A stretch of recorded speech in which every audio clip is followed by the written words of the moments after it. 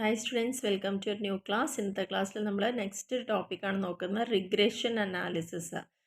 Regression analysis നമ്മളിപ്പോൾ last chapter cover ചെയ്തിരിക്കുന്ന time series of analysis ആയിരുന്നു. അപ്പോൾ അതിൻ്റെ ഭാഗമായിട്ട് സെക്യുലർ ട്രെൻഡും കുറച്ച് ഇക്വേഷനും ഒക്കെ നമ്മൾ പഠിച്ചിരുന്നു. അപ്പോൾ അതിനോട് സാമ്യമുള്ള കുറച്ച് പോർഷൻ തന്നെയാണ് റിഗ്രഷൻ അനാലിസിസിൽ വരുന്നത്. അപ്പോൾ ഇവിടെ നിങ്ങൾക്ക് 2 മാർക്സിന് ചോദിക്കാം റിഗ്രഷൻ്റെ ഡെഫിനേഷൻ. അപ്പോൾ നിർബന്ധമായിട്ടും പഠിക്കേണ്ട ഒരു കാര്യമാണ് ഇതിൻ്റെ ഡെഫിനേഷൻ എന്ന് പറയുന്നത്. അപ്പോൾ റിഗ്രഷൻ അനാലിസിസിൽ നമ്മൾ ജനറൽ സെൻസിൽ പറയുകയാണെങ്കിൽ it means the estimation or prediction of the unknown value of one variable from the non value of the other variable. 2 variables നമുക്ക് കിട്ടും. ആ ഒരു 2 വേരിയബിളിൽ ഒരു വേരിയബിളിൻ്റെ വാല്യൂ നമുക്ക് അറിയാം, മറ്റതിൻ്റെ വാല്യൂ അറിയില്ല. അപ്പോൾ അറിയുന്ന വേരിയബിളിൻ്റെ വാല്യൂ വെച്ചുകൊണ്ട് അറിയാത്ത വേരിയബിളിൻ്റെ വാല്യൂ കണ്ടുപിടിക്കുന്ന, അല്ലെങ്കിൽ ഒരു വേരിയബിളിൻ്റെ അൺനോൺ വാല്യൂ കണ്ടുപിടിക്കുന്ന, പ്രെഡിക്റ്റ് ചെയ്യുന്ന, എസ്റ്റിമേറ്റ് ചെയ്യുന്ന പ്രോസസ്സിനെയാണ് റിഗ്രഷൻ എന്ന് പറയുന്നത്. ഇതൊരു സ്റ്റാറ്റിസ്റ്റിക്കൽ ഡിവൈസാണ്. ഇവിടെ നമ്മളിത് യൂസ് ചെയ്തുകൊണ്ട് സ്റ്റഡി ചെയ്യുന്നത് 2 അതിലധികമുള്ള വേരിയബിൾസ് തമ്മിലുള്ള റിലേഷനെയാണ് സ്റ്റഡി ചെയ്യുന്നത്. ഇതിനെയാണ് റിഗ്രഷൻ എന്ന് പറയുന്നത്. അപ്പോൾ അതിന് വേണ്ടിയിട്ട് നമുക്കൊരു ഡെഫിനേഷൻ ഇവിടെ തന്നിട്ടുണ്ട്. In the words of MM Blair, regression analysis is a mathematical measure of the average relationship between 2 or more variables in terms of the original units of the data. നമുക്ക് തന്നിരിക്കുന്ന ഡാറ്റയിലെ ഒറിജിനൽ യൂണിറ്റ്സിൻ്റെ അടിസ്ഥാനത്തിൽ 2 അതിലധികമോ variables തമ്മിലുള്ള റിലേഷൻഷിപ്പിനെ, ഒരു average റിലേഷൻഷിപ്പിനെ measure ചെയ്യാനുള്ള ഒരു mathematical analysis തന്നെയാണ് റിഗ്രഷനിലൂടെ നടത്തപ്പെടുന്നത്. അപ്പോൾ ഇവിടെ 2 വേരിയബിൾ, 2 അതിലധികമോ വേരിയബിൾ ഉണ്ടെന്ന് പറഞ്ഞു. ആ വേരിയബിൾസ് ഏതൊക്കെയാണെന്ന് പറയുന്നത് ഡിപ്പെൻഡൻറ്റ് വേരിയബിളും ഇൻഡിപെൻഡൻറ്റ് വേരിയബിളും. ഡിപ്പെൻഡൻറ്റ് വേരിയബിൾ എന്ന് പറഞ്ഞു കഴിഞ്ഞാൽ എന്താണ്? ഏത് വേരിയബിളിനെ അടിസ്ഥാനപ്പെടുത്തിയിട്ടാണോ മറ്റൊരു വേരിയബിളിൽ മാറ്റങ്ങൾ സംഭവിക്കുന്നത് അതിനെയാണ് ഇൻഡിപെൻഡൻറ്റ് വേരിയബിൾ എന്ന് പറയുന്നത്. ഡിപ്പെൻഡ് ചെയ്യുന്നത് പറഞ്ഞു കഴിഞ്ഞാൽ ഒരു ഇൻഡിപെൻഡൻറ്റ് വേരിയബിളിനെ ഡിപ്പെൻഡ് ചെയ്തുകൊണ്ടാണ് നിൽക്കുന്നതെങ്കിലാണ് ഡിപ്പെൻഡൻറ്റ് വേരിയബിൾ. അപ്പോൾ വേരിയബിൾ ഹൂസ് വാല്യൂസ് ഇൻഫ്ലുവൻസ്ഡ്, ഏത് വേരിയബിളിൻ്റെ വാല്യൂ ആണ് ഇൻഫ്ലുവൻസ് ചെയ്യപ്പെടുന്നത് അല്ലെങ്കിൽ പ്രെഡിക്റ്റ് ചെയ്യപ്പെടേണ്ടത്, അതിനെയാണ് ഡിപ്പെൻഡൻറ്റ് വേരിയബിൾ എന്ന് പറയുന്നത്. And the variable which influences the value or is used for prediction, ഏത് വേരിയബിളിനെയാണോ നമ്മൾ പ്രെഡിക്റ്റ് ചെയ്യാൻ യൂസ് ചെയ്യുന്നത് അതിനെയാണ് ഇൻഡിപെൻഡൻറ്റ് വേരിയബിൾ എന്ന് പറയുന്നത്. അത് നമുക്ക് എളുപ്പത്തിൽ പറയാന്ന് വെച്ചാൽ സെയിൽസും അഡ്വർടൈസ്മെൻറ്റും.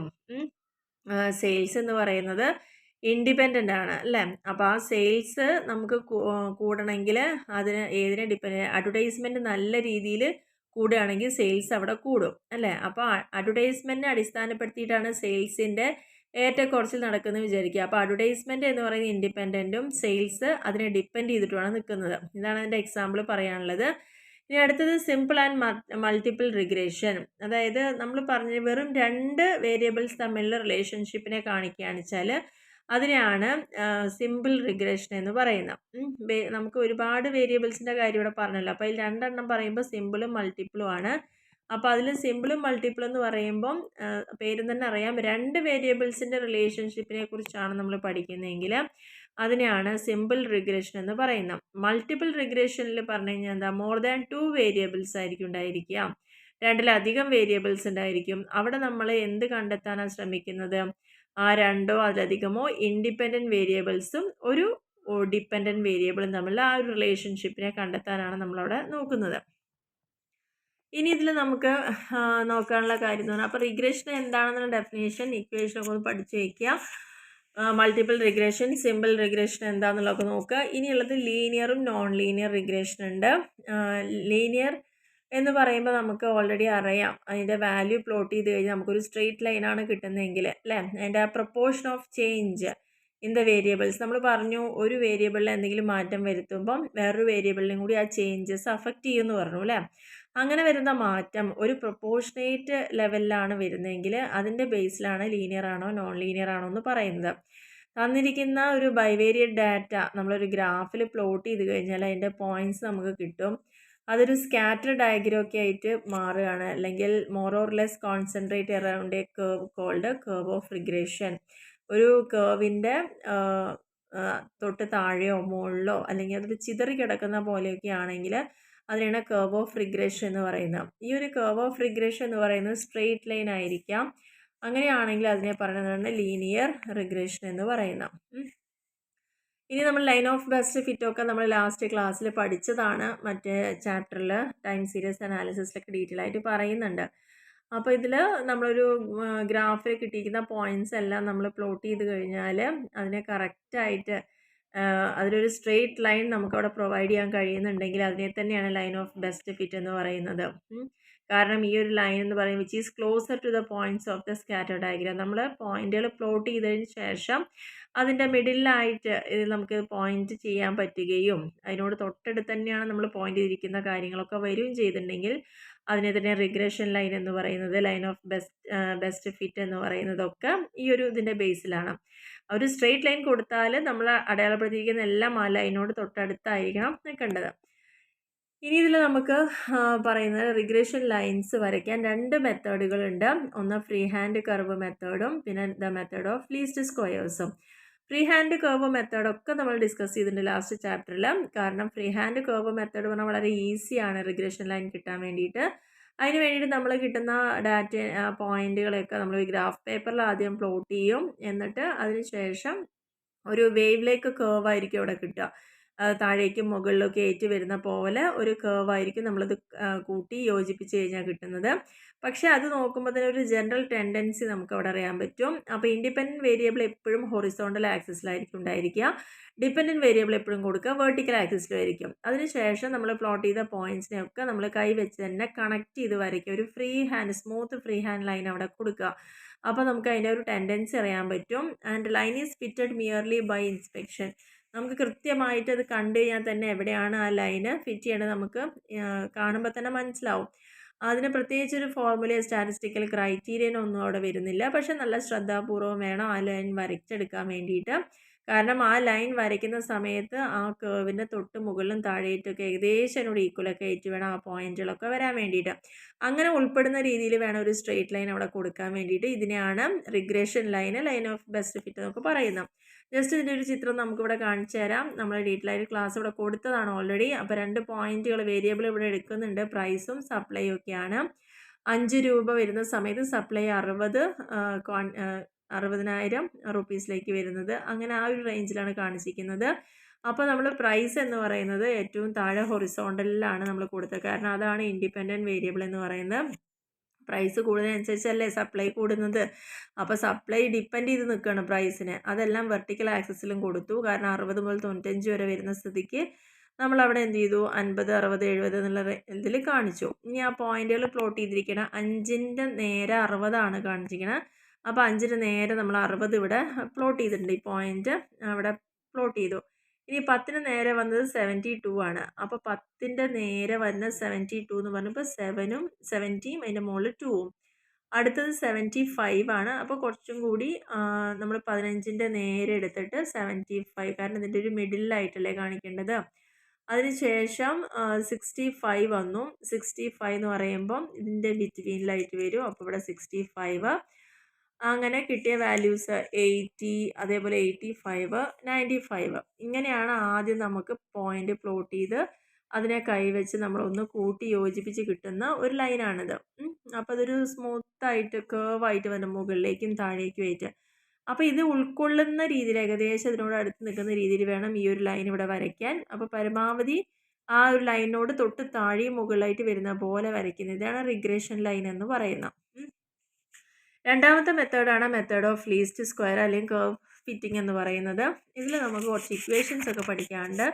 അപ്പോൾ റിഗ്രഷൻ ഇക്വേഷൻ എന്ന് പറഞ്ഞിട്ട് പഠിക്കാനുള്ള 2 ഇക്വേഷനാണ് ഏത്, y ഓൺ എക്സും regression equation of X on വൈയും.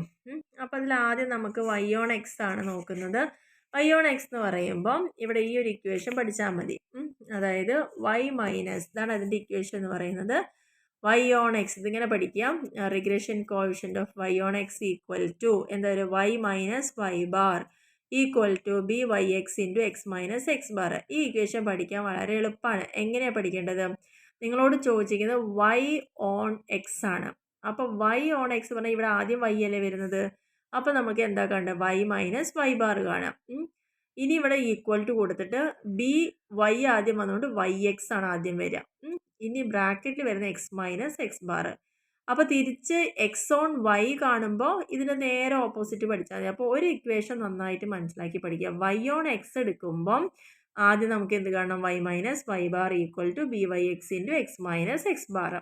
അപ്പോൾ എക്സ് ഓൺ വൈ എടുക്കുമ്പോൾ എന്തായിരിക്കും? എക്സ് ഓൺ വൈ ആണെന്ന് X minus X bar equal to B X Y, ഇവിടെ ബ്രാക്കറ്റിൽ എന്ത് വരും? വൈ മൈനസ് വൈ ബാർ, ഇങ്ങനെയാണ് വരിക. അപ്പോൾ അവിടെ തന്നെ ഇക്വേഷൻ പഠിച്ചു കഴിഞ്ഞാൽ നമുക്ക് ഒരു പ്രോബ്ലം കൂടി അവിടെ ചെയ്ത് നോക്കാം. നമ്മളോട് ക്വസ്റ്റ്യനിൽ കൃത്യമായി പറഞ്ഞിട്ടുണ്ട് ഫോളോയിങ് ഡാറ്റ വാല്യൂസ് ഒക്കെ X and Y regression equation Y on X കാണാൻ വേണ്ടിയിട്ട്. അപ്പോൾ നമുക്ക് എക്സും വൈയും വാല്യൂസ് ഇവിടെ തന്നിട്ടുണ്ട്. 2 കോളായിട്ട് എഴുതുക, എക്സ് വൈ. അപ്പോൾ നമ്മൾ ഈ ഇക്വേഷനിലേക്ക് എടുക്കുമ്പോൾ നമുക്ക് വേണ്ടത് എന്തൊക്കെയാണെന്നുള്ളത് അവിടെ നോക്കാം. അപ്പോൾ എക്സ് കോള എഴുതി, വൈ കോള എഴുതി, പിന്നെ കണ്ടത് എക്സ് വൈയും എക്സ് സ്ക്വയറുമാണ് കാണേണ്ടത്. എക്സ് വൈ എന്ന് പറഞ്ഞാൽ രണ്ടും കൂടി ഇൻറ്റു ചെയ്താൽ 2 × 3 6, എക്സ് സ്ക്വയർ എന്ന് പറയുന്നത് 2ൻ്റെ സ്ക്വയർ 4. അങ്ങനെ ഓരോ കോളവും എഴുതിയിട്ട് ടോട്ടൽ ചെയ്യാം. ഇനി നമുക്ക് വൈ ഓൺ എക്സ് കാണണമെങ്കിൽ ഇക്വേഷൻ എന്താണ്? Y minus Y bar equal to B Y X into X minus X bar. അപ്പോൾ ബി വൈ എക്സ് കാണാനുള്ള ഇക്വേഷൻ നിങ്ങൾ പഠിച്ചിട്ടില്ലെങ്കിൽ ഇവിടെ ഒന്നും കൂടി അത് പഠിക്കാം. കാരണം എന്താണ്? ബി വൈ എക്സ് കാണണമെങ്കിൽ n sigma x y minus sigma x into sigma y divided by n sigma x square minus sigma x whole square. ഇവിടെ നിങ്ങൾക്ക് ബി വൈ എക്സ് കാണാനുള്ള ഇക്വേഷൻ ഇതുപോലെ പഠിക്കുകയാണെങ്കിൽ ബി എക്സ് വൈ കാണാനും നിങ്ങൾക്ക് എളുപ്പമായിരിക്കും എന്നുള്ളതാണ് പറയാനുള്ളത്. വൈ ഓൺ എക്സ് കാണുമ്പോൾ y minus Y bar equal to B Y X into X minus X bar ആണെങ്കിൽ ഈ ബി വൈ എക്സ് കാണാനുള്ള ഇക്വേഷൻ എന്താ? N sigma x y minus sigma x into sigma y, ഇത് common ആണ്, divided by n sigma x square minus sigma x whole square. അപ്പോൾ തിരിച്ച് കാണുന്ന സമയത്ത് ഇവിടെ മാത്രമേ മാറ്റം വരുള്ളൂ. N sigma y square minus sigma y whole square ആവും, അത്ര വ്യത്യാസം വരുന്നുള്ളൂ. അപ്പോൾ അതുകൊണ്ടാണ് പറഞ്ഞത് ഒരൊറ്റ ഇക്വേഷൻ നന്നായി പഠിച്ചു വെച്ചാൽ മതി. ഇനി നമുക്കിവിടെ കാണാൻ പറ്റുമെങ്കിൽ വൈ ഓൺ എക്സ് അല്ലേ, അപ്പോൾ ഇതിൽ പറഞ്ഞ കാര്യങ്ങളൊക്കെ എഴുതുക. N sigma x y, n എന്ന് പറഞ്ഞാൽ എത്ര എണ്ണം തന്നിട്ട്? എത്ര എണ്ണമാണ്? 2 3 1 2 3 4 5 നമ്പറാണ് എക്സിൽ തന്നിരിക്കുന്നത് അല്ലേ? അതാണ് അവിടെ ഉദ്ദേശിക്കുന്നത്. അപ്പോൾ എൻ സിഗ്മ എക്സ് വൈ എന്ന് പറയുമ്പോൾ എൻ 5 ആണ്. സിഗ്മ എക്സ് വൈ നമുക്കറിയാം എത്രയാണ്? 131 ആണ്.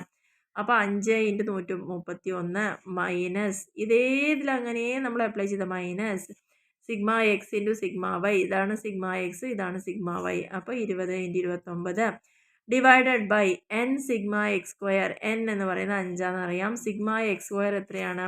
90 ആണെന്നറിയാം. 5 × 90 മൈനസ് പിന്നെ പറയുന്നത് സിഗ്മ എക്സിൻ്റെ സ്ക്വയറാണ് കാരണം പറഞ്ഞിരിക്കുക. സിഗ്മ എക്സിൻ്റെ സ്ക്വയർ എന്ന് പറയുമ്പം 20ൻ്റെ സ്ക്വയറാണ് കാണാൻ പറഞ്ഞിരിക്കുന്നത്. അപ്പോൾ ഇത് സോൾവ് ചെയ്യുമ്പോൾ നമുക്ക് കിട്ടുന്നത് 5 × 131 പറയുമ്പോൾ 655 മൈനസ് 20 × 29 പറയുമ്പോൾ 580. അത് തമ്മിൽ മൈനസ് ചെയ്യുന്നു. ഇവിടെ നമ്മൾ 20ൻ്റെ സ്ക്വയർ 400 കാണുന്നു. 5 × 90 450 കാണുന്നു. 450 മൈനസ് 400 വന്നു. മൈനസ് ചെയ്യുമ്പോൾ 75/50 നമുക്ക് കിട്ടിയത്. 75/50 പറയുമ്പോൾ 1.50. ഇതാണ് ബി വൈ എക്സ് എന്ന് പറയുന്നത്. അപ്പോൾ ബി വൈ എക്സ് കിട്ടിയതിന് ശേഷം നമുക്കിതിൽ അപ്ലൈ ചെയ്യണം അല്ലേ? അപ്പോൾ വൈ മൈനസ് വൈ ബാർ എന്നല്ലേ പറഞ്ഞിരിക്കുന്നത്. അപ്പോൾ നമുക്കിവിടെ എക്സ് ബാർ കാണാനുള്ള equation sigma x by n ആണ്. സിഗ്മ എക്സ് ബൈ എന്ന് പറയുമ്പോൾ സിഗ്മ എക്സ് എത്രയാണ്? 20/5 4. വൈ ബാർ എന്ന് പറയുന്നത് എന്താണ്? സിഗ്മ വൈ ബൈ എൻ ആണ്. അപ്പോൾ 29/5 5.8. ഇനി നമുക്ക് ആ ഇക്വേഷനിൽ അപ്ലൈ ചെയ്യാമല്ലോ. Y minus Y bar equal to എന്നല്ലേ പറഞ്ഞത്? B Y X into X minus X bar. അപ്പോൾ വൈ നമുക്കറിയില്ല. അപ്പോൾ വൈ അങ്ങനെ തന്നെ എഴുതി. വൈ മൈനസ് വൈ ബാർ നമ്മളിപ്പോൾ കണ്ടുപിടിച്ചില്ലേ? എത്രയാണ്? 5.8 അല്ലേ കണ്ടുപിടിച്ചത്? Equal to B Y x എത്ര കണ്ടുപിടിച്ചത്? 1.5. അപ്പോൾ അതാണ് b Y X into X minus X bar. X അറിയില്ല, എക്സ് ബാർ എത്ര നമ്മൾ കണ്ടുപിടിച്ചത്? 4 എന്ന് കണ്ടുപിടിച്ചത്. അപ്പോൾ അത് അങ്ങനെ തന്നത് അപ്ലൈ ചെയ്തിരിക്കുക. അപ്പോൾ ഇവിടെ നമ്മൾ ഇക്വേഷനിലേക്ക് ആക്കുമ്പോൾ വൈ മൈനസ് 5.8 ഈക്വൽ ടു എന്ത് വരും? ഈ 1.5നെ കൊണ്ട് എക്സ് ഗുണിക്കുക. അപ്പോൾ 1.5x ആയി. മൈനസ് 1.5നെ കൊണ്ട് 4നെ ഗുണിക്കുക. അപ്പോൾ 6ഉം വന്നു. ഇനി നമുക്ക് കാണേണ്ടത് മാത്രം ഒരു ഭാഗത്തേക്ക് എടുക്കുക. അപ്പോൾ വൈ ഈക്വൽ ടു വൈ ആണ് നമ്മളിപ്പോൾ കണ്ടുപിടിക്കാൻ പോകുന്നത്. വൈ ഓൺ എക്സ് അല്ലേ കണ്ടുപിടിക്കുന്നത്. അപ്പോൾ വൈ ഈക്വൽ ഈ വൈ അങ്ങനെ തന്നെ നിർത്തിയിട്ട് നമ്മൾ എന്ത് ചെയ്തു? ഈ 1.5x - 6 ഇല്ലേ ഈ സമത്തിൻ്റെ ഇപ്പുറത്തുള്ള സംഭവങ്ങൾ അതിനെ അതേപോലെ ആ സമത്തിൻ്റെ ഇപ്പുറത്തല്ലേ, അപ്പോൾ ആ സമത്തിന് ഇപ്പുറത്തുള്ളത് അതേപോലെ എഴുതി y = പറഞ്ഞ് കാണിച്ചു. ഇനി ഉള്ളത് എന്തേ ഉള്ളൂ, ഇവിടെ ഒരു -5.8 ഉണ്ട്. അത് സമത്തിൻ്റെ ശരിക്കും പറഞ്ഞാൽ ഈ സമത്തിൻ്റെ ലെഫ്റ്റിലാണ് ഇത് കിടക്കുന്നത്. പക്ഷേ ഇവിടെ നമ്മൾ എഴുതിയപ്പോൾ ഇക്വേഷൻ ആക്കി എഴുതുമ്പോൾ എന്തായി, ഇപ്പം അത് എവിടേക്ക് വരണം, ലെഫ്റ്റിൽ കിടന്നൊരു സംഭവത്തിന് നമ്മൾ റൈറ്റിലേക്ക് കൊണ്ടുവന്നു. അപ്പോൾ ഇവിടെ എന്തായി, ഈ മൈനസ് ഇവിടെ പ്ലസ് ആയിട്ട് മാറി. ഓക്കെ, അപ്പോൾ ഇക്വേഷൻ എന്തായി മാറി, y = 1.5x - 6 + 5.8 ആയി.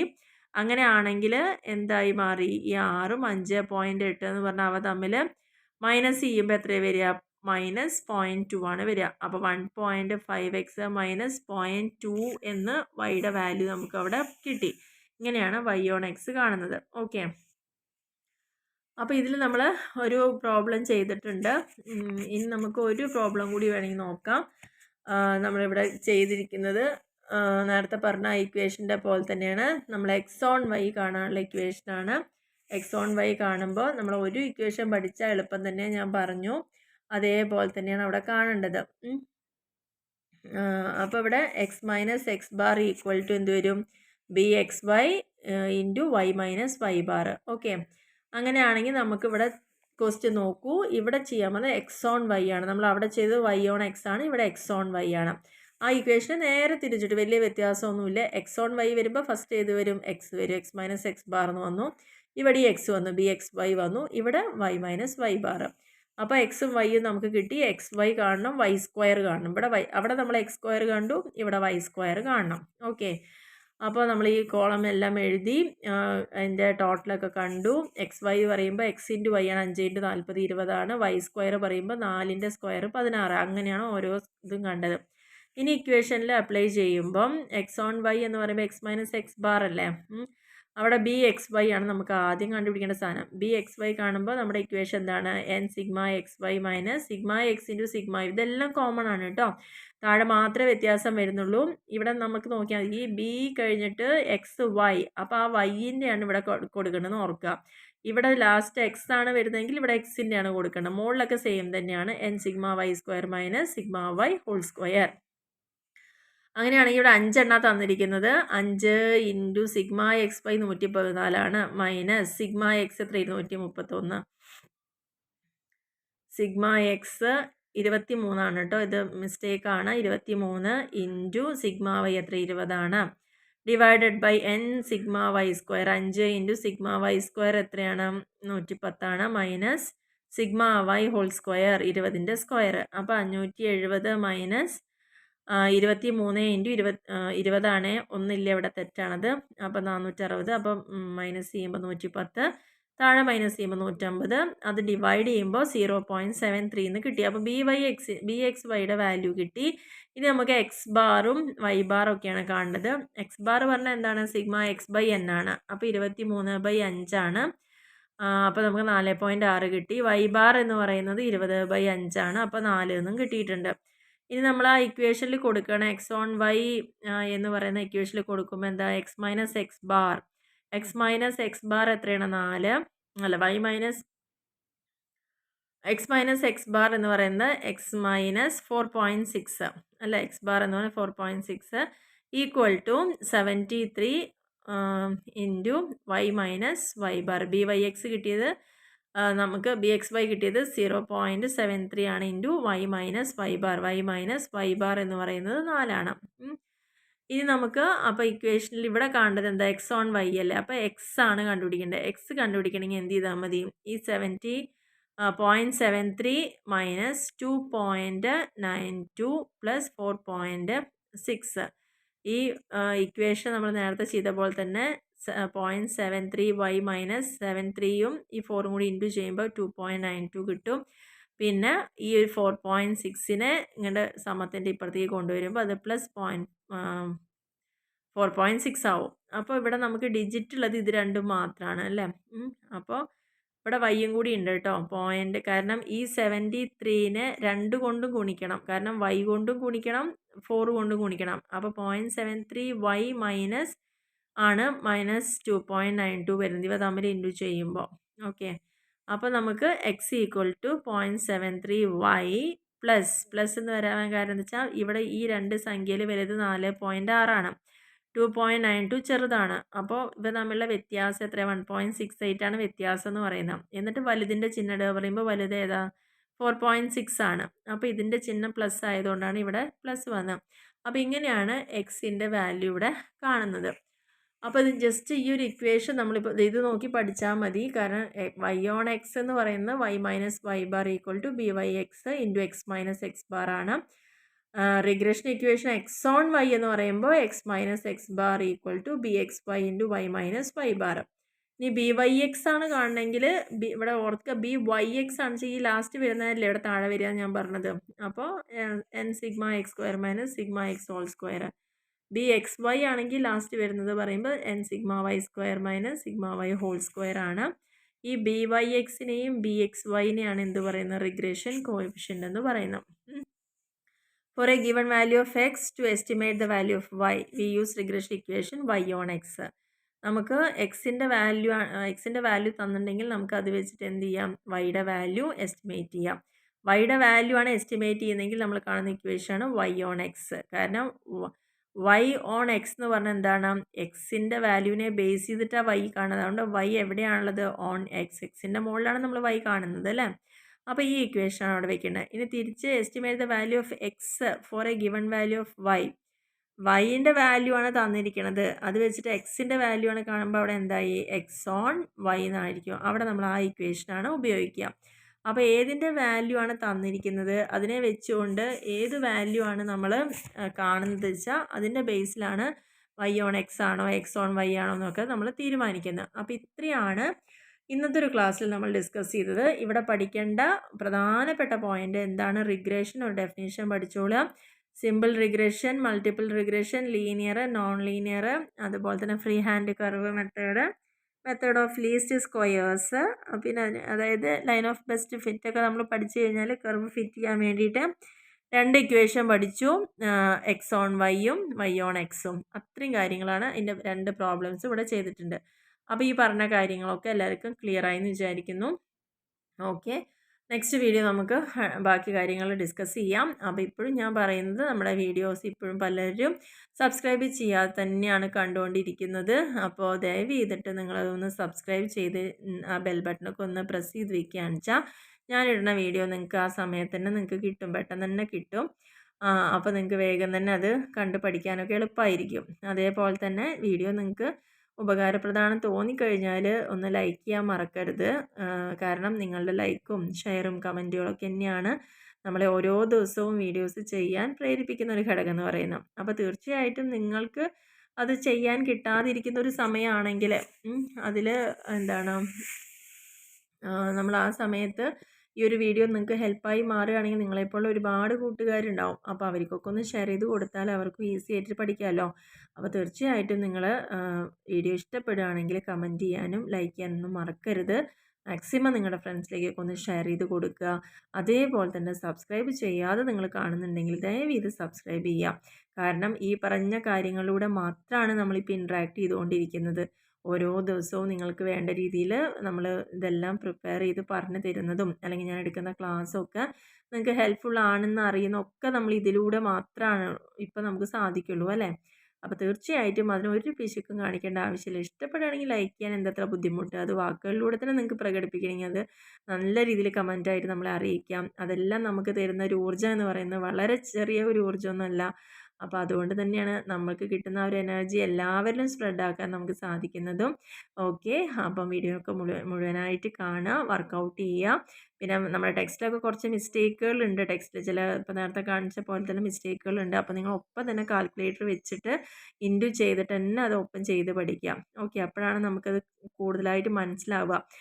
ഇവിടെ ഓൾറെഡി ചെയ്ത പ്രോബ്ലംസ് ഞാൻ എങ്ങനെ കിട്ടി എന്നുള്ളതാണ് പറയുന്നത്. അപ്പോൾ നിങ്ങൾ ചെയ്യുമ്പോൾ ഒപ്പം തന്നെ ഇതുപോലെയൊക്കെ ഗുണിച്ചും ഹരിച്ചും കുറച്ചുമൊക്കെ ചെയ്യുമ്പോഴാണ് നിങ്ങൾക്കും അത് കൂടുതലായിട്ട് മനസ്സിലാക്കാൻ പറ്റുക. Okay, thank